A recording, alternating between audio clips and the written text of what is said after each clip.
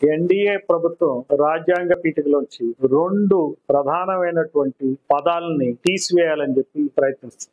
42వ amendment ద్వారా socialism and secularism అనే పదాలని రాజ్యాంగ పీఠికలో పొందుపరిచింది. దాన్ని ఈ రోజున ఆ 2 పదాలని తీసివేయాలని ప్రయత్నిస్తోంది. ఇది చాలా దుష్పరిణామం. దీన్ని ప్రజలందరూ సమైక్యంగా నిరసించాలి, ఎదుర్కోవాల్సిన అవసరం. సోషలిజం అండ్ సెక్యులరిజం అనేది చాలా మన భారతదేశ డైవర్సిటీ అంటే మన విభిన్నత్వానికి మరి చాలా ఇంపార్టెంట్.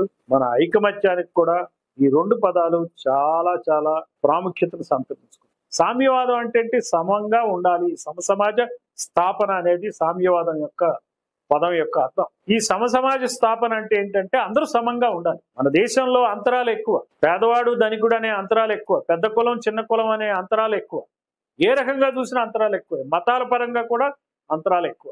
మరి ఎకనమిక్ ఈక్వాలిటీ తీసుకురావాలంటే ఆర్థిక రంగంలో మరి ఈ రకంగా ప్రభుత్వం సంస్థల్ని నిర్వహించాలి. పబ్లిక్ సెక్టర్ అందుకనే ఉద్భవించింది. సమాజం చేతిలో ఆస్తులు ఉంటాయి. ప్రజలకి ప్రభుత్వం ఎకనమిక్ ఈక్వాలిటీని, ఆర్థిక సమానత్వాన్ని తీసుకోవటానికి ప్రజల ఆస్తుల్ని ప్రజల కోసం వినియోగించాలి ప్రభుత్వం.